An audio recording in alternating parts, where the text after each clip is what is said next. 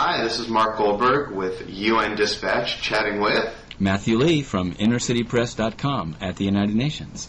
And this is our weekly UN Gab Fest, UN Plaza. Matthew, a lot going on up there, huh? No, there is. There's actually been. There was a kind of a lull around the New Year, but this, I mean, sadly, some of the things are like with Gaza and Kenya, and there's been a lot going on. Yeah. I'm curious to know. We haven't chatted actually since the New Year, since the Bhutto assassination. I'm sort of curious to know sort of how sort of the UN officials inside the building you're in right now reacted. No, it was immediately. I mean, that it was actually immediately there was a Security Council meeting called, the day of the bombing. Yeah. But it actually got kind of interesting because they didn't. You'd think like it's pretty straightforward. Not straightforward. All they did is issue sort of a statement, condemning the act. But in fact, there was a lot of, within the council, there was some disagreement about whether it should say, bring the perpetrators to justice as soon as possible. And it pretty much was made clear to me by diplomats who were there that at the request of Pakistan, whenever something like this happens, even though Pakistan's not on the council, they were hanging around the council and very much given the right to look at it. Here's a question. The Pakistani representative at the UN, Munir Akram, is sort of one of the more skilled, I think, diplomats up at the UN in New York, and he's known as being a very suave and smooth player and smooth talker, and a really a skilled guy. And I'm wondering, sort of, what was did you notice anything? Was there anything about his personal reaction? He's so smart that he actually was not here that day. Really? He left his deputy to do the dirty work of no, I'm serious, because he's sort of known as being a really excellent and skilled diplomat up there. Well, he's very respected. He just stepped down as the chair of the Group of 77 in China, which Pakistan held last year. So everyone was praising him. But I don't know. He may have just been out of town on vacation. We should say that the Group of 77 is this coalition of developing states that often bands together in negotiations at the UN. Sure. I'm sorry. Thanks for that footnote. So, you work in that environment. Sure. No, he ended up. It was smart on his part. The other, since you asked about him personally, the scuttlebutt here is he is very much seeking a job with the United Nations system. He's going to be one of these guys. Oh, absolutely. Fascinating. And that's actually widely known. He tried to get the head of UNCTAD in Geneva, but it went to somebody else. What's UNCTAD? So it's a UN it's a trade body. It's related to development. It's viewed as sort of as a G77 controlled post. Okay. And the other thing that actually his name is widely rumored to be in consideration for this new the Undersecretary General of Department of Field Support, which is the split off from the peacekeeping unit. Right. This is right. They said that peacekeeping had to be split in two, and that there would be another high-level Undersecretary General to handle field support. Okay. And then that was further clarified in the budget process just in late December that has to go to a developing country. Because the woman holding the post has been this American Jane Hall-Lute. And then we could talk about the Lockheed and other. That's a big post in the UN because you have a big role in choosing not just small procurement but big contracts. Who gets to deliver food to all the peacekeeping missions? Who buys the gas? Who does the aviation? Right. So I think we're getting ahead of ourselves. You were telling me what was going on with Pakistan. Absolutely. I interrupted you. So I think keep going, please. the Security Council did a statement. What many people here have been trying to compare it to is Lebanon and the death of Mr. Hariri. Right, who was if you want, I don't know if you want to do I can do my own footnote there. Right, who was a politician, a politician widely viewed as being either anti-Syrian or pro-Lebanese sovereignty, who was killed by a car bomb. And in that case, in February of 2006. Thank you. No, absolutely. In that case, the Security Council relatively immediately created an independent investigative commission to find and bring to justice. They're actually going to start a trial in The Hague, they say, of the killers of Hariri. So, jumping to Pakistan, what many people, both the party of Benazir Bhutto, the PPP, as well as many, not just journalists here, I think a lot of people were saying there should be an independent investigation of how she was killed. There was a lot of unclarity. Did she bang her head on the sunroof? People may remember all the back and forth, but essentially many people sort of felt it might be a conflict to have the Musharraf government investigate the death by assassination of his main opponent. Yeah. But what's been interesting is obviously Musharraf has said they don't need it and they'll take a few Scotland Yard detectives. But here at the UN, and it's still going on, every day the UN is asked, why aren't you doing it? Why aren't you doing an independent investigation? How is it different than Hariri? And they've taken the line that without the request of the executive branch in Pakistan, i.e. Mr. Musharraf, they can't do it, that the UN is constrained. Somebody brought up, and which is true, in fact, they got a letter. Ban Ki-moon got a letter from the party of Benazir Bhutto saying, please. And he's going to say, no, I can't, without a request. Others have pointed out he can't do it maybe unilaterally. He actually could do it, but he can certainly... Could he, though? I mean, wouldn't it be sort of sending international policemen into the territory of a sovereign country? That's where... Well, I mean, I guess the question is, how could he... If they said, we see enough merit to do an investigation...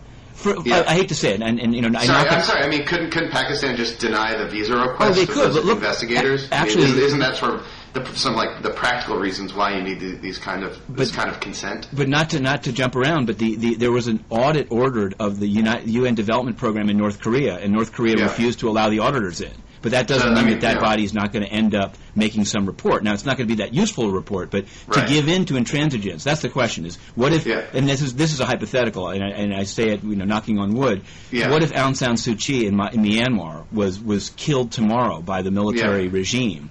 Would the UN say, well, we can't only do an investigation if General Than Shwe invites us in? No, probably there would some. Who knows? I mean, maybe some members on the council would block an inquiry. But what made it sort of interesting, and that's it. Actually, well, I should say, I guess what's different with the Hariri investigation is that the Lebanese government let the UN investigators into Lebanon. And then the problem ran when they sort of were following the trail, and the trail led to Damascus. And that's where they ran into roadblocks. Although they were allowed to interview some top leaders in Damascus, they weren't given the kind of access they needed to adequately complete their investigation. But if you've seen in Lebanon, no, I mean that's the distinction they make, and there's definitely some distinction there. The thing is that, as many people here point out, in Lebanon, it's a very divided government. Like, as you know, right now they can't name a president. So at the time the request was made, it's not a question of whether it was a popular request in Lebanon. There was an argument that at least half of the government, i.e., there's whether it's that's why they now are saying, well, without a request from the executive, they can't do it. But here's the ultimate the spice to the soup. That just is that. Obviously, and I like that spice to the soup. Go on. No, in a very a very serious thing, the bombing of the UN building in Algiers that took place on December 11th. There's now, at first Ban Ki-moon ordered an internal or UN inquiry that took a month's time. His director of security, Sir David Vaness of the United Kingdom, went there and gave a report that's remained confidential. Now it's said that Ban Ki-moon is ordering an independent outside inquiry of what was known before the bombing and how to avoid these things in the future. And Algeria has shot back and said, who are you to order an investigation without our consent? Can I interrupt you for a second? Please do. Reuters today wrote a story about the Algerian denial of the UN request and their anger over the fact that there would be some sort of independent inquiry. And the headline writer, had this very unfortunate headline reading: "Algerian minister blasts UN over bomb probe plan." I don't think that's. I don't know if it's unfortunate. I think maybe that's the. But I agree. It's land-based or right. No. Many other word choices. Sure. But in all seriousness, this was the attack on the UNDP headquarters, the UN Development Program headquarters in Algiers, which killed 17 UN workers. And other people. And 60 other people were killed, and it was a twin bomb. It was, on all likelihood, from an Al-Qaeda-inspired bombing of the UN. No, they put out a statement, it's called Al-Qaeda and the Islamic Maghreb put out and said, and the issue actually is not to, in a way, what the issue, and it's always, Monday Manning quarterbacking or whatever, but the issue was whether Algeria knew. Manning quarterback? I think, I'm a giant. You must be in New York City. That's correct. Oh, okay. No, I mean, my heart is in Lambeau Field in Green Bay, Wisconsin. But we shouldn't mix these metaphors. So, okay. But is whether the Algerian government, possibly through torture, but after the government of Algeria itself was bombed in April of 2007, and they conducted their own roundup of suspects, and who wants to use the word torture, but they found out many things in many different ways. Not that the U.S. isn't accused of torture as well, but one of the things they found out is that Al-Qaeda in the Maghreb in the Islamic Maghreb was going to be targeting international institutions, including the UN. Now, one of the issues has become, is it Algeria's fault that they didn't pass this information along to the UN? Did they pass it along to the UN and the UN didn't? Because at the time the bombing took place in December, the UN had the threat level set by the UN itself at essentially the lowest level. Okay. So there's a lot of sort of finger pointing within the UN of why didn't we learn anything from the bombing of the UN headquarters in Iraq in 2003? How could it's well, at the same time, I'm sorry, aren't some UN officials pointing the finger at Algerian government officials? I mean, was saying that there was a request to block off the street in front of the That's one UN official this week, earlier this week, in what was sort of at least the in-house news of the week, but I think it actually went out all over the world because Kamal, the head of the UN Development Program, Kamal Dervis, came to give a regularly scheduled press conference about the UN's development, program for 2008. But most of the questions turned out to be about Algiers because not just because the UNDP building was bombed, but because UNDP's a guy called Mark de Bernis was the security coordinator, designated officer for Algeria, when it happened. And many people have begun to question whether did he ask headquarters to improve security? Did he not? And Dervis came out. I think many people see it as trying to deflect this critique of UNDP by saying, for the first time, no, Ban Ki-moon hasn't said this, no one else has said this. We asked Algeria to close off the street, and they never responded. And then he also tried to point the finger at other parts of the UN system. He says, we didn't raise the threat level, but it's because that's up to the Department of Safety and Security, which is this unit here in New York that was set up after the Iraq bombing. So it really caused turmoil because usually these top UN guys don't point the finger at each other. But in this case, he pretty much did. And now there's a lot of, you have people coming forward with documents. You have people saying, he's going to get his. I mean, is there a sense, sort of, that sort of heads will roll? That heads must roll over this? I think heads may roll. Heads may. A lot of it depends. I mean, and this is now back to sort of Ban Ki-moon style. Is that he did this 1 month review, and when it came out, all the journalists were like, "So what does it say?" And they're like, "We can't say. We have nothing to say." Now they're basically even saying that when they do the external review, that this may not be made public. And this is a real step back, just in the sense of, like, even under Kofi Annan, when they investigated the Iraq bombing, they got the ex-Finnish president Martti Ahtisaari to do it, and that report was released, and it led to reforms that now people are wondering whether the money was well spent or not. But there seems, initially, I'll just say this as an aside, it seemed like a kind of a ghoulish story to me, like this thing happened, and then it's like, who's to blame? But the way it's playing out, there's actually, I'm hearing that there really are there's a very damning paper trail that some of which has begun to be provided and some of which hasn't yet, which is going to show who, again, nobody's saying that somebody in the UN wanted people to go, but here's examples. It was UNDP headquarters, but it was like UN House, and there were other offices there. Still in all, some other UN funds and programs like UNICEF were in a separate building, much more secure. I guess the problem, there's so many UN offices around the world in so many different places, and most of these places are very dangerous places. That it seems like an almost impossible task to secure every UN building around the world, from in N'Djamena in Chad to Khartoum to Beirut. There's so many of these offices and so many, an awful lot of war zones. He said, you're right. It would be, I think, in part, Ban Ki-moon gave a speech to member. He went to all the regional groups of states in early January. One of the lines in is that he's going to be asking for additional resources for security. Cynics here think that what that means is to build a new headquarters in Iraq for $180 million, because that's his proposal, rather than securing existing UN premises against this kind of attack.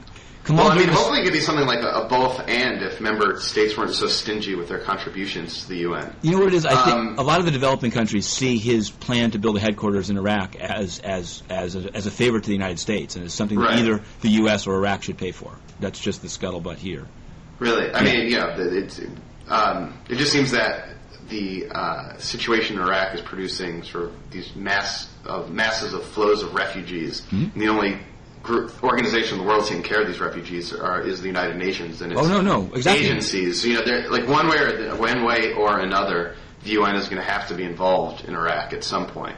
People look at really as no one else is, and it's like it's a stability issue. Sure. Oh no, absolutely. But I wouldn't conflate the two. I don't think that there's certainly the developing countries here are not saying that the UN shouldn't be helping refugees. They're looking at this specific request for $180 million to build what they call the bunker in the green zone, and saying what's the Iraqi contribution? Anyway, he wanted it approved by December, and it wasn't. But the one Dervis said another, just so we can tap this one out all the way. He said, but then didn't provide the information. He said there are 6 countries in which UN staff have been told to work from home. Don't come to the office anymore because the office is a target. And then everyone went crazy and said, what are the 6 countries? And he didn't provide them. Some people are now saying there aren't 6. He just wanted to sort of, it's very strange. It's kind of like you either have to be transparent or not be transparent. Well, what's striking to me is it seems that there's this, for the last couple of years at least, there's this, trend in targeting the UN. Yes. That wasn't the case, at least before the bombing in Iraq. And even in bin Laden's most recent statement in late December, he sort of specifically singled out UNIFIL troops, the peacekeeping troops in southern Lebanon, as being sort of tools of the Zionists and the infidels and all those terrible words, which is a signal, I guess, to his supporters in Lebanon that it's open season on peacekeepers in Lebanon, and already there have been a number of peacekeeping deaths in Lebanon due to terrorist attack. There was a car bombing last summer that killed 3 Spanish peacekeepers and 3 Colombian peacekeepers. Most recent, there was an attack just a couple of weeks ago that injured 2 Irish peacekeepers. An Irish peacekeeper, right? And these are terrorist attacks directed against the UN and the bombing in Algeria. And it just seems like it's something that the UN and we as a society are going to have to prepare for. That for the first time in the history of the UN, it's going to be a deliberate target of a terrorist group, and it's going to sort of keep that trend seems to only going to continue. Right. And I don't know if there are any ways you can reverse that. Ban Ki-moon himself, I'll quote the Secretary General himself when he came back from going to Algiers a week after the bombing. He gave a speech to staff in a lobby here, and he said this is the line that jumped out. It was, we have to do a better job of explaining to people what the UN is and what we do, and that we aren't just there to serve a few nations. Yeah. And I think that was I think he's onto something there, which isn't to say there are groups that will just target because it's a high-profile target. So it's not to in any way give any merit to somebody saying. But the thing is that there are and again, in a way, they need to explain what the Security Council is, right? People looked like, let's say, back last year, Israel versus Lebanon.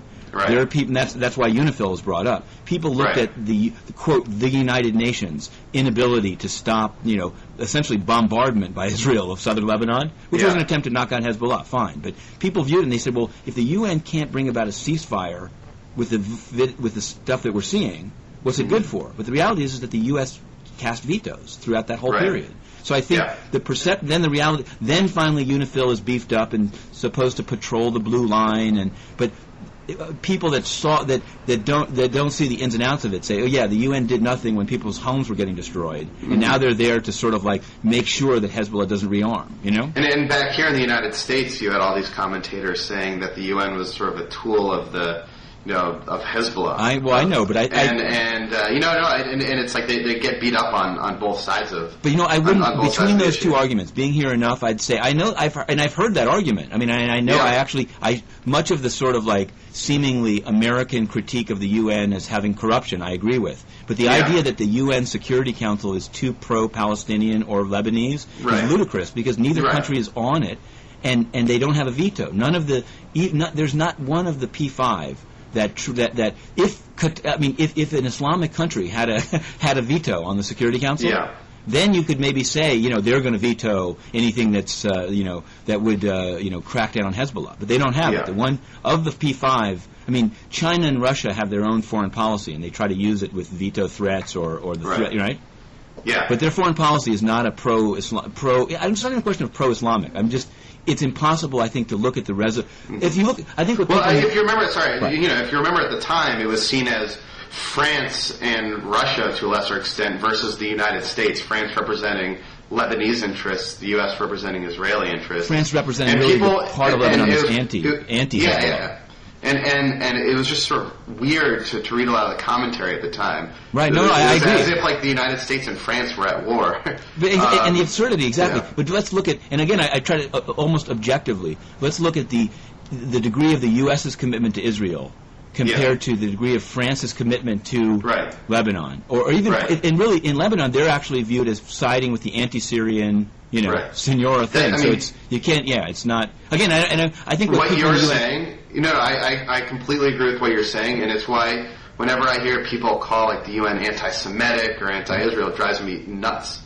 But I think what they're pointing at is GA resolutions. In the GA, it's true. They pass resolutions all the time saying, Palestinian, but they have no power. So yes. But the actual sort of action-taking part of the UN through the Security Council and peacekeeping and sanctions is very much, the U.S. dominates that process. Now the GA can say whatever it wants about it. But then people read stories about, the General Assembly met till midnight against Israel, and they think, right? But that's the UN's, and there are websites and groups dedicated to sort of exposing this latent anti-Semitism in the UN system. We actually maybe, and it's less serious than these real live shooting wars. But I know we never discussed the UN's budget, and although it sounds dry, it plays into all these UN Listen, issues. I love me a good UN budget discussion. Okay, let's see how many viewers we can put to sleep. No. No, I'm kidding. I actually think it is. Rather than, I'm not even going to get into. I know that you have a very heartfelt that people should pay more for the peacekeepers and the need for the budget. I'm going to jump over all that and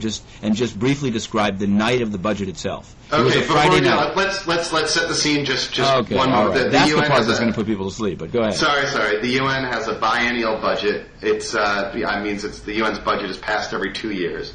The UN budget is what is it, $4 billion? Oh, it's high. It's more than, it's 4.6. The U.S. says it's really 5.2, and that doesn't include peacekeeping, by the way. Peacekeeping is a separate budget. So this is say between $4 billion and $5 billion, and this does not include peacekeeping, which is $5 billion on its own, but that's assessed separately.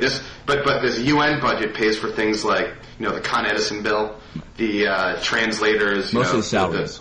What's that? Mostly salaries. Yeah, salaries and overhead and all that. Which people think the UN is this big bloated bureaucracy, but its budget is $4 or $5 billion. Which I have a bloat story for you, which when we're done, okay. All right. So I think I've set the scene. So the UN passes its budget every 2 years, and it's done by consensus, meaning sort of that most countries around the world have to agree on it, and if any one or group of countries objects, they have to come back to the negotiating table. Mm-hmm. And I should say this budget by consensus thing was something that the Reagan administration insisted upon as a way of preventing groups of developing states who don't pay a lot into the UN system from increasing the budget every 2 years when the percentage-wise not much comes out of their pocket and it really comes out of the American pocket. In the United States, sorry to ramble, pays about 25% wake me up when you're done, of budget. It's all right. Okay, and I'm done. No, I'm just joking. I'm sure you can, and you feel free to say that to me. No, that is... No. Go. No, please. And actually, I'm going to even, there's some other intricacies, but the U.S. started... in this particular budget, was critical of it and said it's too much money and there needs to be cost savings. And then when push came to shove, there was no agreement. It was a Friday before Christmas, and so pretty much everyone said it's going to be done tonight. These guys all want to go on vacation, and it's going to be done. And so the negotiation started down in the basement of the UN. And although some staff here have said, stop saying how it was smoke-filled, it was definitely smoke-filled. You can smoke in the UN. Which right in the middle of Manhattan right here. It's international territory. And there was on the sort of fun, non-putting you to sleep part, there was a meeting of the G77 in one of the conference rooms as the U.S. mission came up, the guy came up to me and said, go look in there. They've got Cuban rum passing around. But I like about those rooms, you have signs that say smoking is discouraged. Right. No, but so they were drinking rum, but the U.S. was focused that it was Cuban rum. I guess if it had been like from Puerto Rico, that'd be all right. But there was, the funny thing about it is that there was some legitimate negotiation where you had groups of states breaking away to caucus and then coming back. But when you finally got down to it, the next stop was 2 a.m. They have to vote in the budget committee, the 5th committee. And there were some big players around. For example, Ban Ki-moon stayed all night. I'll just say that. And he himself didn't come down to the basement, but he sent his maybe 3 top aides down to try to talk the U.S. into voting for the budget. And when push came to shove, the reason the U.S. gave for wanting to and ultimately casting a no vote was not about bloated budget, was not about piecemeal accounting. It was about a single $6.7 million item in the budget, which is this thing called the Durban II Conference. And this was this is a little dry, but there was in 2001. In 2001, right before 9/11, so people don't remember it anymore, there was a UN conference held in Durban, South Africa, about racism. And apparently, the conference became very anti-Israel. And there was a lot of hoopla. This is to the real red. I mean, so the U.S. stormed out. Colin Powell didn't go. I remember. People may remember it, and then it got all kind of forgotten because of 9/11. Yeah, it's back. Durban is back. Durban 2 is on tap, and the UN is on tap to pay $6 million. The U.S. said if this is in the budget, we're going to vote against the budget. As Mark said, it's a $4.6 billion budget. So this is a small item. In fact, just as a maybe a funny aside, the U.S. Ambassador Khalilzad was literally sitting in the basement Googling on the public access computers at like 1 in the morning. So I was Googling next to him, and I made a suggestion. Why don't you just call Ted Turner? Just have him pay for the freaking conference. Because not because he wanted. And I actually made the mistake. I said Ted Turner or George Soros, and Khalilzad said, I don't think George Soros would pay for it. Which was funny, but I thought it was funny. Maybe you didn't. Yeah. But anyway, so for this, but it went on all night. Then you'd think like, okay, if the U.S. and the G77 refused to take it out, they said, because some people said, well, why is it even in the budget? Why don't you make it a voluntary thing? And I think that's a fair critique. Why doesn't the King of Saudi Arabia pay for the freaking thing? Not to finger him, but it's a political issue. They feel it's a UN conference. Why should they take it out to please the U.S.? I heard Khalilzad himself saying to his cell phone, I'm sorry to eavesdrop, but as a reporter, I must report, it screamed into his cell phone, we'll be killed by the editorial pages if we vote for the thing. And it's true. I mean, at least in New York, you're in a little bubble. Mm-hmm. The Daily News and the Post both wrote about Durban, too, and said the UN's at it again, attacking Israel. So fast forward, the U.S. voted against it in the Budget Committee at 2 in the morning. Usually they just then go upstairs to the main General Assembly Hall, the kind of Star Trek golden room, and just carry out the same vote. But this time they took a break because they're still trying to convince the U.S. to vote for it. Ban Ki-moon is in the mix in the GA president's office. Khalilzad is pacing around with his cell phone saying things like, I can't wake Condi up for this. Yeah. Meanwhile, all the other states are sitting on the sidelines, drinking, essentially. There was a champagne party for the outgoing head of the Budgetary Committee. There was people sleeping on couches. I'm there, I filed 7 reports. I'm there with a laptop, just walking around. There's very few reporters. There's no security. And it's now 5 in the morning. The sun is rising over the East River. And Khalilzad is still awake? Khalilzad is awake. Yeah. And Ban Ki-moon, and finally, basically the G77, which you've previously just described, their role, went into the General Assembly President's office and said, it's too much. You can't just leave us, fish or cut bait. They went into the main hall, and 142 to 1 passed the budget. U.S. voting against it. Okay. They said on Durban 3. 6:30 in the morning, Ban Ki-moon, rubbing sleep out of his eyes, comes out of the GA President's office in a little beige overcoat. So I say this is reporting here. So I say to Ban Ki-moon, what do you think of it? He said he was going to make a statement on the GA floor, but now he'll just issue a statement the next day. Meaning, if it had been unanimous, that's what he was there for, was to say, this is my first year at the UN, look at the success I've had in breeding consensus. But since it wasn't, and since then, this is the final, so I wrote that and I thought that was the truth. I thought he stayed all night, but then there was no win. Here's what I'm told, ready? And this is from definitely G77 point of view, that the scuttlebutt among the developing countries the night of the budget was that the reason he was there is that the U.S. had asked to get in the budget a paragraph that was going to say that there's a spring budget. See, this is not the full budget. There's going to be additional items voted on in spring, including the bunker in Iraq and some other things. Okay. That the U.S. had wanted there to be a cap, that the second budget could only be an extra 5 or 7% of the budget. It wouldn't be unlimited. And that they couldn't get any other country, even Japan. Nobody agreed with the U.S. on this. So they asked Ban Ki-moon to come to the floor of the assembly. And I don't. What was the purpose of having this cap? Oh, because the U.S. thinks that the UN is bloated and overbloated and spends too much. So they didn't want one of the critiques of the budget, which is a pretty good critique, is that it's not. Excuse me. No, exactly. Is that it's not there's no fixed target. It's not like the budget is $4.6 billion. They pass the budget in December, and then in spring there's additional items, all of which are known now, but which they just hold off until spring. So that's why the U.S. was saying it's really a $5.2 billion budget. It's a 25% increase. So anyway, maybe this is getting too intricate, but basically the theory among the developing countries is that Ban Ki-moon was waiting to give the U.S. what it couldn't get through the Democratic or whatever process. They couldn't get anyone to put it in the budget, but Ban Ki-moon was going to say, I agree to keep it to 5 to 7%. And the person, well-placed G77 source, said, we all believe this. And you can't know what somebody's mind is, right? There's not a memo on this. He said that the fact that we all believe this is very telling, because this, whatever people said of Kofi Annan or Boutros Ghali, no one would have believed that of it. But the perception here, and this is again the strange thing about people in the United States thinking the U.S. is so, the UN is so anti-U.S. The perception among the member states here is that Ban Ki-moon is in the pocket of the U.S. to the extent of staying up all night to do an almost demeaning thing, you know? Yeah. So, what's your take? On do you agree with G77's assessment? I think it's strange. I mean, I hope I think he knows what side his bread is buttered on. But yes, he's very cautious from taking a position other than on climate change, as you've pointed out previously. Yeah. He's very cautious of taking any position that the U.S. His own officials get.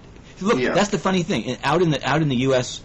popular opinion, the idea is that the UN is so anti-U.S. and pro-Palestinian. Right. Today there was a briefing by Ban Ki-moon's head of humanitarian affairs, John Holmes. He's the British guy that's their highest post in the UN, where he called for humanitarian access to the Gaza Strip, which Israel has now barred even humanitarian access from getting to because of rockets. And the press corps, or mostly the Arab reporters here, but they hammered him. They said, how can you talk about access without saying, really saying to Israel, you've got to let in medicine and food? And why, basically saying that Ban Ki-moon's statements are always twisted to are almost like vetted by Washington. That's what, and it's not just Al Jazeera or whatever. Wait, I'm sorry. Correct me if I'm wrong, but didn't Ban Ki-moon just yesterday or today put out a statement sort of deploring the attacks and calling for access to He to did, Gaza? And that's why I agree. I actually on this one I'm on the sidelines because I don't these. It was up on the UN news. It was on the UN News Center's website. I think, but the politics of that, it all is in how what they were going after Holmes for was for sort of it justifying saying, and they always will throw in, and the rockets must stop, but sort of like mentioning. I mean, you get down to the minutia of like how pain is described. 150 rockets versus how many people are being killed in Gaza. No, he knows he has to do the statement, but again, I think, and we this is probably the Alvaro de Soto thing. There is a perception by some smart diplomats. You need to explain. I'm going to explain. We've talked about this. I know. I'm sorry. I think that people saw the previous one. There was Alvaro de Soto was a long-time diplomat at the UN who left, late 2006. Yeah. And in leaving, he wrote his supposedly confidential, advice or sort of recap and he had been a major player in the UN's dealing with the Middle East. And his memo, which then got leaked and published, said the UN is is so closely aligned with the U.S. on Israel. I think his point was that there's no point in having the UN part of this quartet because we don't have it really different say as it is, because we're sort of hamstrung by the views of the United States on this question. Yeah. For example, not speaking with and the big example at that time was not speaking to Hamas. The U.S. said to Hamas. It was the Hamas election. It was, I think, the opinion of almost everyone in the world except the Bush administration at the time that the elections which Hamas won. That sort of the world should then use this as an opportunity to engage Hamas and turn them from a terrorist organization to more of a political party. And the Bush administration wanted to play hardball and cut Hamas off. And others and De Soto's advice, I think, at the time was that maybe this is an opportunity for engagement. And he was sort of told by the Americans that. No, it's not. Now is the time to put the squeeze on. Right. Although I think in retrospect, the opportunity was there and was missed. Sure. Could we do here's a frilly thing about the quartet. I just can't resist that. Right now, the quartet, right, which is the UN, the EU, Russia, and the United States, their representative to the issue is Tony Blair, former UK Prime Minister. So this week, I believe. It was announced that Tony Blair is taking a side job with J.P. Morgan Chase for $1 million to be a senior advisor on how to make money in the globalizing world. So, idiot that invest in Gaza. I think that's exactly it. So, I'm totally self-referential or whatever. But so I ask, is this does the UN think this might be a conflict of interest? He's out there with this public role, but he also has a private master. What safeguards are in place? And they said, well, he doesn't. The spokeswoman said he doesn't represent the UN. He represents the quartet.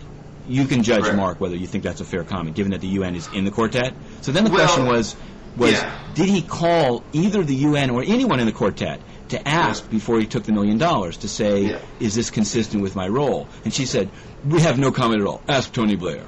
So if you're watching, Tony, if you're watching, let me know. The UN is just 1/4 of the quartet. But I think if you're a participant... And I don't think anyone, I mean, to me, it's, I don't know.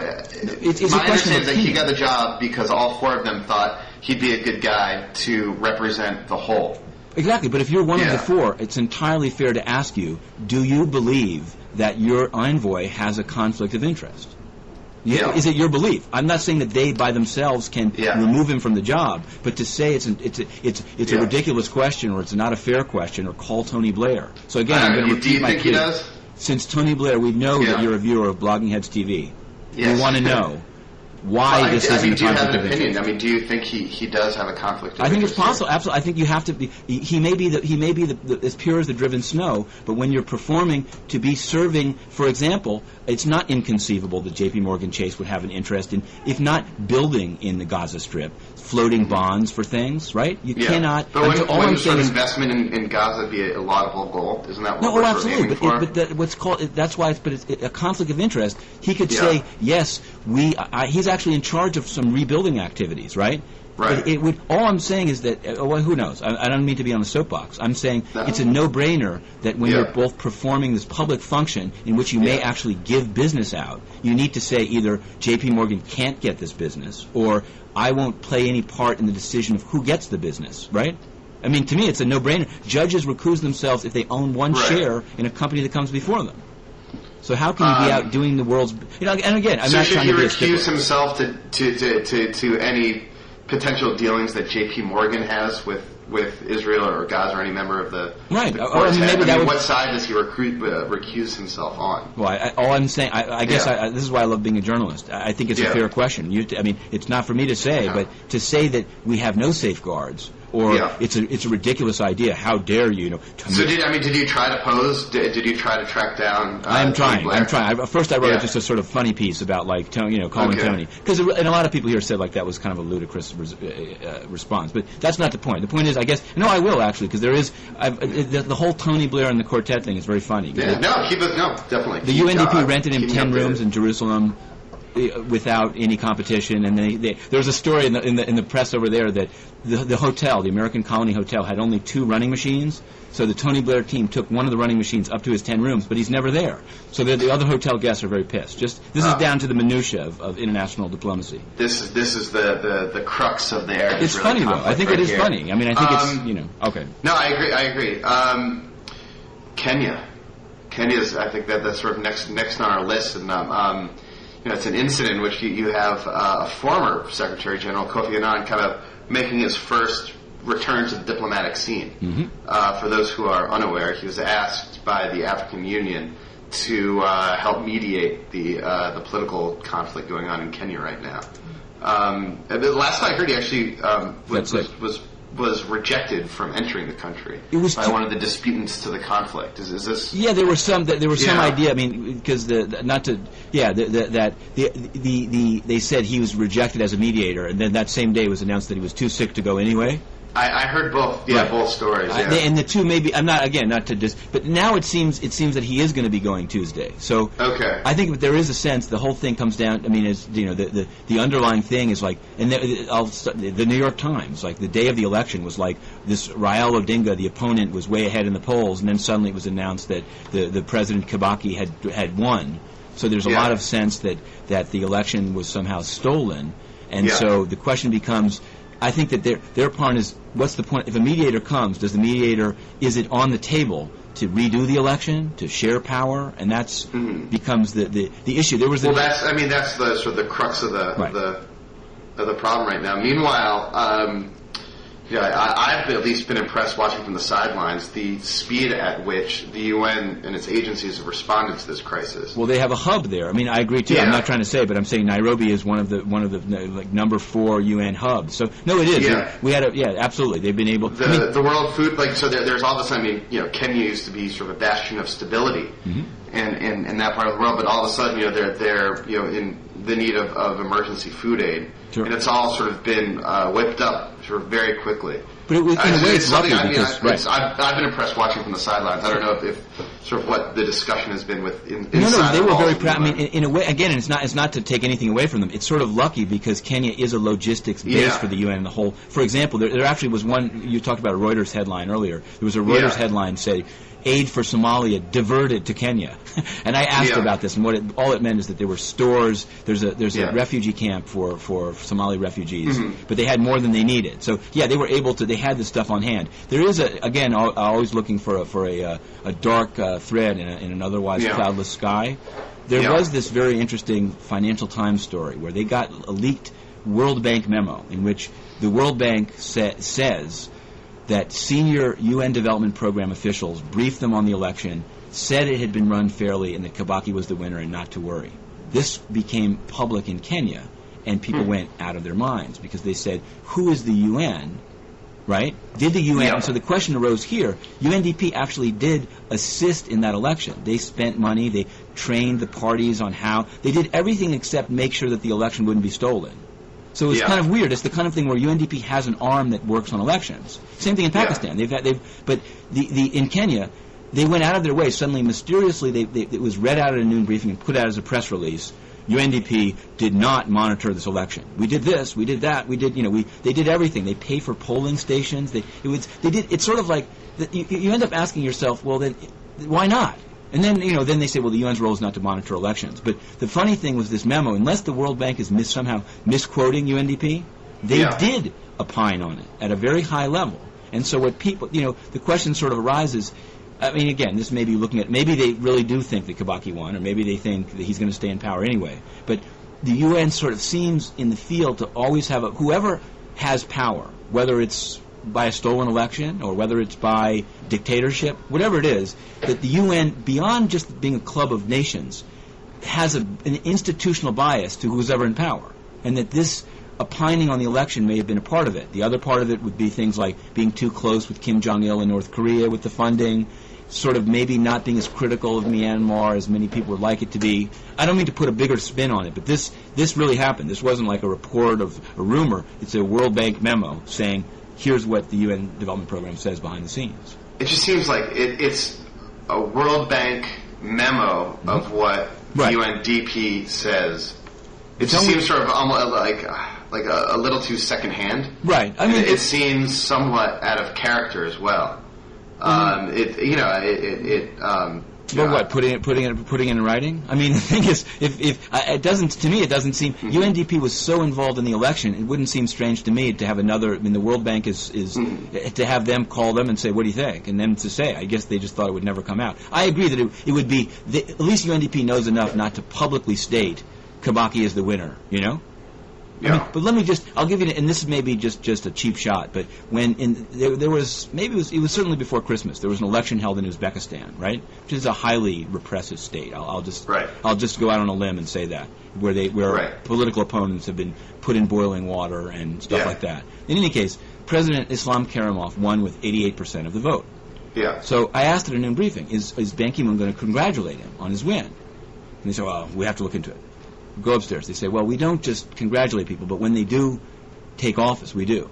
So I guess I'm not saying this is the end of the world. All I'm saying is that there is a letter of Ban Ki-moon to Islam Karimov saying, Your Excellency, please accept my highest congratulations on your, robust win. And I just think it's a little ironic because there is that happens in every case every time. I know. That's why I say it's a cheap shot. Maybe it has to be done. But I do think you reach a point where it's like, I mean, I don't know. I guess that's what people need to understand, is that at the same time that the UN has this mandate of sort of being like the voice of the good and having a charter and human rights, you can have absurd results where somebody... Well, I mean, I think it sort of comes with the territory. It's a club of nations of the world, and it functions, I think, precisely because it does.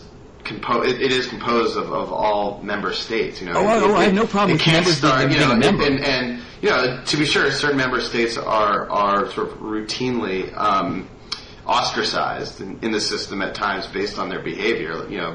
Through sanctions, you seem to say that everyone's clubby with North Korea, but in fact, there are Security Council sanctions, against North Korea, or Burma is another example of, I think, the UN system sort of coming down, against the regime that's in power there. Let's talk. No, I mean, there's a bigger point. No, exactly. I mean, I'm not. I guess all I'm saying is that it's not.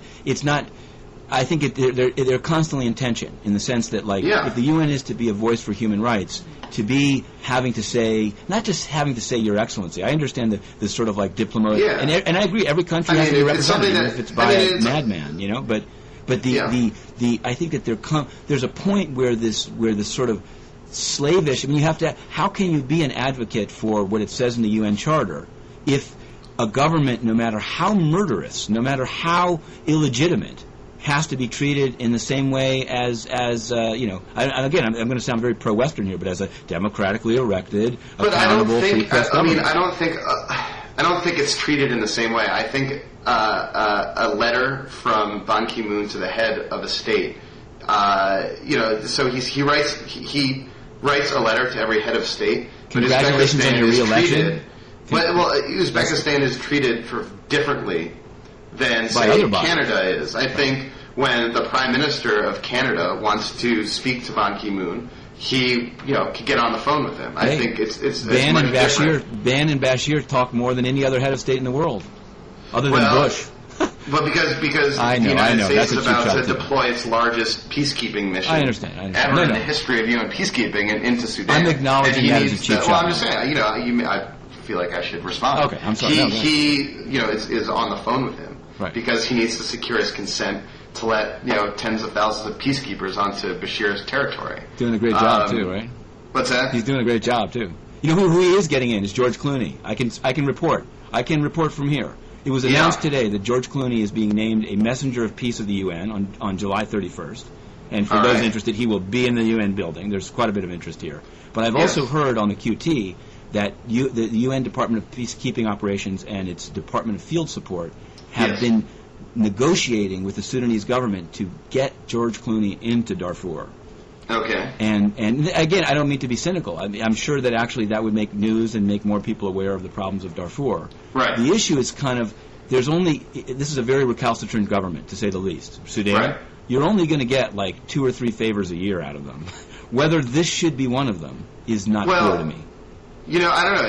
It's they're to me, the other strategies seem to be failing. I mean, we can't get in peacekeepers circle back to this point, right? Every time it's that they can buy some helicopters. The UN, like Ban Ki-moon himself, does not have a substantial amount of leverage to wield over Omar al-Bashir and the government of Sudan. He can't wave a magic wand and make Bashir submit. However, member countries of the UN, particularly those with close ties with Sudan, do have leverage over him. And to the extent that having someone like Clooney on the ground in Darfur would help focus the American attention to Sudan during an election year might help. Every negotiation is a negotiation. Bush president, every negotiation is a negotiation. And if in Sudan, because the people that said that thought it was laughable, and basically it's sort of like, okay, so what does the UN want? Because if they get that point, they're going to give up another point. I guarantee you, that's how a negotiation works. And so again, I don't mean to. I know reasonable minds can disagree.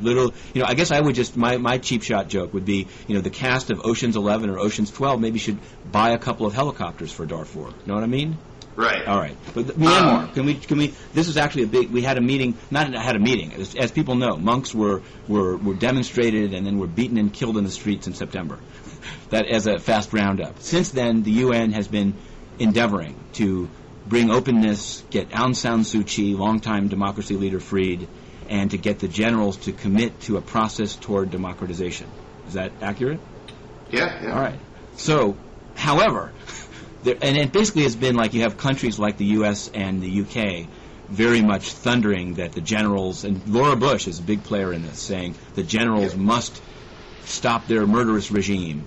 And then you have, people say certainly China on the council and India as a business partner saying, this is our neck of the woods and we'll do things in our own way. China fought for a long time to not have Myanmar be on the Security Council agenda. This month, actually, here's the nitty-gritty here, it wasn't on the agenda, even as a footnote. The Libyan president of this month that we could talk about put out an agenda of work for January with Myanmar not even in what's called the footnotes at the bottom, like things that could come up. And then the U.S. fought and it got put on the footnote. And then there actually was a briefing yesterday where the UN's special envoy for Myanmar, Ibrahim Gambari, ex-Nigerian diplomat and general, anyway, is briefed the council and behind closed doors, and then they came out with a statement saying that they regretted the slow pace of action and welcomed him to go back. Here's the funny part, not a funny part. I can't. The British ambassador comes out and goes to the microphone and says, we must have, he insists on calling it Burma, right? There's a whole dispute of should you call them Myanmar or Burma. Myanmar is the name that the generals want, and it is the official name at the UN. So at the UN officials got to call it Myanmar. But Britain says, in Burma, we can have no more business as usual. So a question is raised to the British ambassador, speaking of business as usual, what about Britain's investment in Myanmar? And the British ambassador says, did he raise this question? Yes, I thought that was very artfully done, right? Okay. and a question was raised. And he says, a reporter says, and Ambassador Shores of the UK says, our investment has decreased, sharply in the last few years, and now we're discussing with our EU partners how to further constrict this regime until it gives in to the concerns of the international community. And the reality is that there's a study of November '07 saying Britain is far and away the largest investor in the oil and gas sector of Myanmar. So it's sort of... Where was this study? The government itself released the figures. $400 million in investment, 200 and some of which comes from the UK. Okay. So the question arose, it actually made me think, like, the scuttlebutt here among well-meaning, human rights-minded reporters is that China and India are very sleazy, and they don't want there to be democracy in Myanmar because they like to get in there and get their money. And that's all true. But they're not only are they not the only ones, they're not even the main ones. It's kind of, I think, maybe the U.S. has cleaner hands. I haven't done the accounting on that.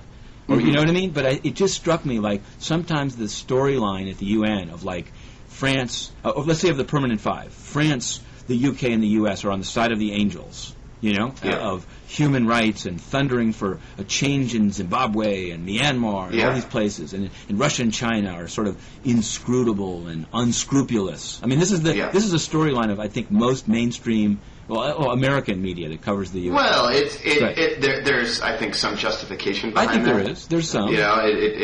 Generally at the Security Council, the United States, Russia, France are pushing for more progressive, I think, things than China is and Russia are. No, sure. I know. I mean, I'm saying that's the storyline, but in part it's also, and again, it's not to be. I mean, one to be here, you can't be one-sided. So I'm trying to be fair and balanced, but I think it's also because things like Guantanamo Bay aren't raised here. Right. Sure. So it's not. I mean, if you have to put everything on the table, again, I'm not. I'd actually say all five are compromised and have and prize certainly national security and economic interest over human rights. Each country has their own specific national interests that they seek to pursue. And sometimes it comes at the expense of other, countries and the interests of other countries, and sometimes, unfortunately, it comes at the expense of human rights issues as well. There's the same thing. I mean, France has, Total Elf, a big oil company that does all kinds of deals in Myanmar. So I guess the only thing is what I think maybe the better thing. I'm for human rights, by the way. If you didn't know, but I do think I'm pro. I know who's against them, right? But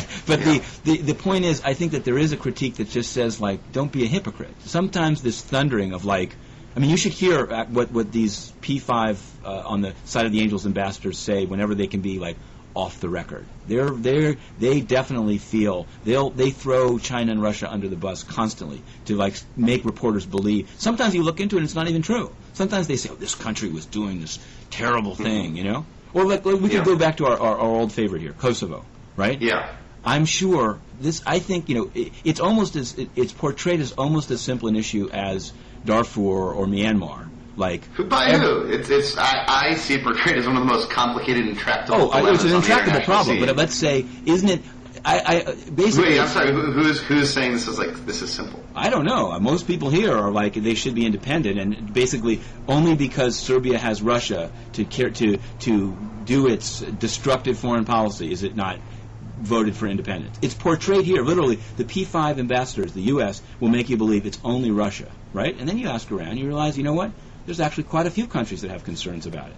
Mm-hmm. Right? Including but Russia is sort of the scene, and I think is the defender of Serbian interests of the Security Council. I think because they're not concerned to be seen. They feel that they're on the moral high ground. They feel that if the thing we were talking about earlier, that if the UN is about national sovereignty, how can it be in the business of administering and then, quote, taking away a part of a country? I'm not saying that they're right. I'm just saying they're saying, hey, if you write to, I mean, they don't say this, but I'll say this. If you're such a fan of sovereignty that you'll write to Islam Karimov and say, congratulations, excellency, on your re-election, how can the UN's position be, well, this is part of the country, but these guys want to be free? Why not Western Sahara? Why not? Well, I think when Kosovo becomes an independent country and they've elected a new prime minister, one can imagine, and if they're a member of this, if eventually they're accepted into the United Nations as their own sovereign country, one could expect Ban Ki-moon to write a letter to that prime minister. Oh no, but I'm saying sorry, I should back up. The situation of Kosovo is fundamentally different because the UN effectively was the government of Kosovo and for a long time and administered Kosovo for a long time. There's I think a special relationship. But is that a legal argument, or is that one? Is that a legal argument, and two, doesn't that just give leaders like al-Bashir more reason not to want the UN in? If the UN's argument is if you let us in and we administer it for a while, then we can take it from you, then nobody's going to let them in anymore. So they have to be another argument. Alternatively, if the argument is if you abuse your people, if you commit genocide against your people, if you target civilian populations in order to part of a counterinsurgency operation, wipe hundreds of thousands of people of your own civilians off, then you lose claim to the sovereignty over that territory. I wish that was the argument, but I can tell you that the head. Well, I'm saying it. I think that's a coherent human rights. Right, but it's not the UN's argument because just yesterday, this week, the head of the hybrid UN-AU force, Adada, the position they have to say it to get in. Maybe it's a duplicitous statement. They say we are entirely respectful of the territorial integrity of Sudan. Please do not misunderstand at all. We're only there to save lives. We will never. And they're saying that. And I think Serbia got the same assurances in 1999 that let us administer it. Back up. At the same time, sort of the civil war in Darfur is not sort of a rebellion. That Darfuri rebels, by and large, don't want their own country. They fought against the government of Sudan in order to gain greater access within the federal Look system. At the South. Isn't the South going to have a referendum whether it wants to be independent? The South is a different story. The South there's going to be national elections in 2009. You don't think Jem and them? You think Jem and them want to actually just be friends with Khartoum? Well, what they saw. Well, I think what sort of Sudan experts would say is that they saw the success of the South Sudanese rebels in pursuing their agenda, and they became initially part of the government of national unity, right? So the peace agreement between the peace agreement between the North and the South gave the leader of the South a vice presidency, but only temporarily until a referendum. But only temporarily as a precursor to national elections. My understanding, and I think it's true, is that Darfur rebels don't want their own country. They want greater access to Khartoum because there's not too much sort of wealth in Darfur itself. But I think going back to this larger point, I think it's a fair argument to say that if you commit genocide, if you break international law to such a degree like that, you get to lose claim over sort of that territory in which you're seeking to hold on to. So I think Serbia lost its claim. Well, I always hear that when they abused Albanian Kosovars to the extent they did. Largely you can make the argument that maybe Kosovo, the Albanian majority in Kosovo, might lose claim over the Serbian precincts of Kosovo because of the sort of reverse discrimination. I'm a huge. That human rights are important and that people should be independent. I'm a big believer in it. We established that you're pro-human rights. I don't say that facetiously. Yeah. I just think it's difficult to say that is so different in kind than what's happened in many countries. And so but it's like a rhetorical. It's something you can make a legalistic argument. And you could. Say, oh, what about Southern Ossetia? I don't think that's legalistic. I don't think it's legalistic. I don't know. It may come off like I'm on Russia's side on that. I just think they have a point, but it's never, in the way things are reported, it's generally reported as like they're just. Oh no, I agree. They have a point. Sleazy. I just side with sort of the United States on this, and I. But I guess I'm saying you, since I know that you're so well-meaning. Don't be surprised if the argument that, particularly the argument that if the UN administers a territory, then it can take it away, doesn't end up blowing up, undercutting desire to have missions like Darfur or elsewhere. Because it literally is enshrining an argument that leads a recalcitrant leader to say, no, you did it before, I don't believe you. You say you're coming in for one purpose, look what you did there. So I'm not saying that the UN should. Right. They're in a tricky position, but it was interesting. It's maybe Ban Ki-moon in not commenting on Kosovo. Some people say it's because he doesn't know anything about the issue, but some people say it's wise because it is. If the Security Council does it, then it's not right. That's the Security Council. Right. But it was the Ahtisaari plan was viewed as this is the UN Secretariat position. Kofi Annan used to say, "I'm for the Ahtisaari plan," and the Ahtisaari plan is independence for Kosovo. With certain caveats, right? Yeah. With sort of a continued international presence, specifically to protect the Serbian minority. What Russia has said now, which is their argument is, if a unilateral declaration of independence is made, that the OSCE must leave because it's in a rogue territory. They've made that argument, and the nitty-gritty is it's going to happen. There's going to be what the acronym is UDI, Unilateral Declaration of Independence. And most people say it'll either be in early February, right after the second round of Serbian elections. Yeah. So because they wanted to, the idea is if they did it before, the Serb ultranationalists would win. Or there's a new, very, very arcane theory, which is that Spain has asked the EU to tell Kosovo to hold off until March. Yeah. Because there's a Spanish election March 9th. If that theory is true, then it, I think, goes to show you why. Forget the legalities of it. Many countries have a concern. They have a concern. Yeah, well, interestingly, Spain is not one of the more gung-ho countries for Kosovo's independence because of their own sort of got the Basques, issues. But it's interesting because I've heard for a long time that Kosovo is about to declare independence. And by a long time, I mean a couple months. Sure. And it sort of keeps not happening. But inevitably they're going to have. I think it's inevitable that they will do it because they are not the way the Security Council is structured. Right, Russia has a veto. They are not going to get independence from the UN Security Council. And this guy Thatchy, who was here actually and spoke to the press, he ran. Thatchy being the Kosovo. He's the new prime minister. Yeah. Yeah. And actually, this is. I'm sorry. We're getting to finer and finer cheese, but there was a big fight at the UN about who could speak about Kosovo, because the meeting this week was on a report by the UN on its mission in Kosovo, UNMIK. Yeah. And they do it. It's supposed to be routine, but the president of Serbia asked to come and speak, which is his right, since it's about his. It's his right. Then the issue became, well, if he speaks, can't Kosovo speak?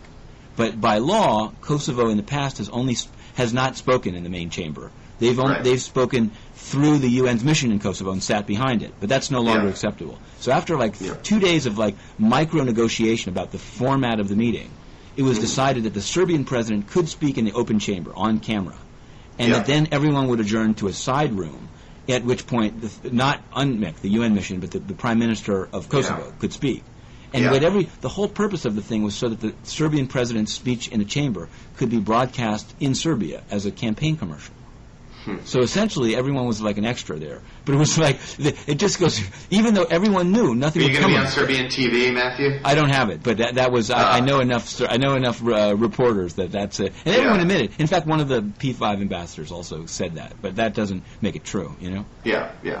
But it was because it was ridiculous. There was sort of no. It wasn't a meeting about whether it should be independent or not. It was just a routine. Right. But you end up with these ridiculous. For example, the UN's report says Serbs in Kosovo have absolute freedom of movement. Or I'm paraphrasing. It says that no complaints about freedom of movement have been filed.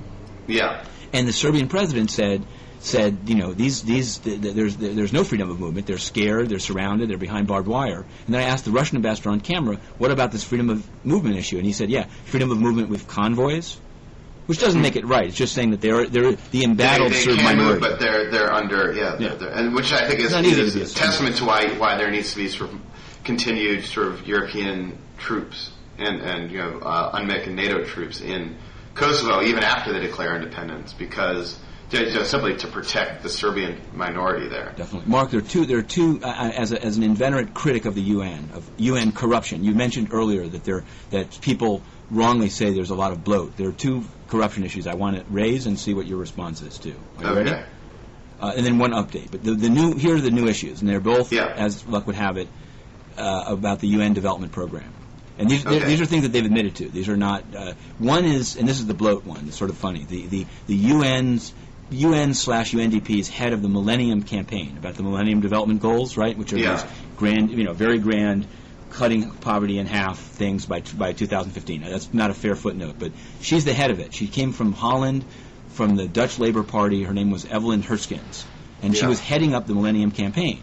Yeah. And no one really, frankly, I've been reporting here for a while, never really heard of her. But, okay, as it turns out, there's a reason. She was doing it only part-time. And in the last year, she's been doing it from Maryland, from her house. She was getting paid $225,000 a year for this part-time poverty job. Maybe that's fair. But what came out, and what UNDP has admitted to, is beyond the UN salary, she was receiving $7,000 a month from the Dutch government to rent an apartment in Manhattan. And when this was exposed, she was quoted as saying, you can't live in New York on $225,000 a year. And given my position, I needed to have a view. But the issue that came up is that it is against all UN rules to work for the UN and still be receiving money from a government, right? Because it's a conflict of interest. Mm-hmm. And so UNDP had to say, we didn't know, she didn't know. They call this housing subsidy, but it's a kind of maybe you think that's a small amount of money and just kind of slide. The other one that came up with UNDP is in the oil for food investigation, there were some non-Iraq related corruption that they came upon. One was a company called Koramek, which was paying bribes to get contracts. This was widely acknowledged, and they were barred from doing business with the UN. But UNDP is not really part of the UN system. So it emerged this week that UNDP, even after this company Koramek was stricken from the roles of UN vendors, said, we can do business with them. We're a separate entity. And knowing that they had been charged with bribery, did a new contract with Koramek. Because of a whistleblower in UNDP who released the bidding documents, the emails, it all came out. And so Kamal Dervis had to sort of say, he said this was a judgment call. If he'd been in the room, he wouldn't have made that judgment. But I think it goes to show, I'm sorry to be long-winded about this. You can say it's putting you to sleep. What do you think of that? What do you think of both of those cases? Are these cheap shots at the UN? Are these things that shouldn't have happened? Are they? So actually, I have a point of clarification. The UNDP it's funded through voluntary contributions of member states, much like say the World Food Program is, and sort of correct me if I'm wrong, but probably the largest donor is probably like Norway. Yeah, the Netherlands is a big one. Yeah, Netherlands is a big one. So they're separate. They're related, but separate agencies from sort of the United Nations General Secretary. So Ban Ki-moon doesn't have the ability to sort of hire or fire Kemal Davis. He was chosen. He was nominated by Kofi Annan.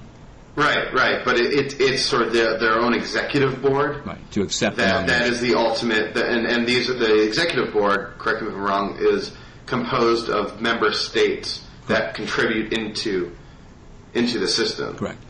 So, I mean, it seems to me that sort of both these issues should be but as a UN, investigated come on, at you're a UN fan. Board level. You're a UN fan. Do you think that UN? I'm asking the question. Okay. I'm asking you. It is ultimately the executive board of the UNDP that has sort of control over hiring and firing and these ultimate sort of control of these decisions. I mean, this is it's like their board of trustees, right? All right, please. Let me phrase it again.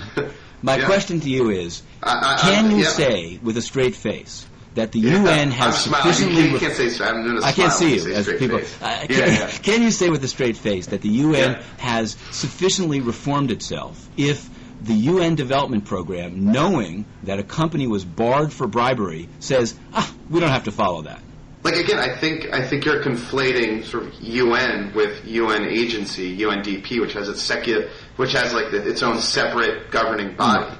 I mean, do you think that as the head of the UN... I think, for example, like, substantively, I think someone who works for the UN system should not receive sort of salaries from a member state or outside sources. Right. What if you found that... That's sort of like a no-brainer, but I mean, it's up to the UNDP and the UNDP sort of executives like Norway or the United States, whoever runs the show there, to come down hard. Kamal Dervis, in his press conference, said he believes that executives of the Secretariat have also been receiving housing subsidies. Watch this space. So it's it goes both ways. You go. But you know what? And I'm sorry. This is thank you for anything. I want to on this theory that the executive boards actually hold the UN funds and programs accountable.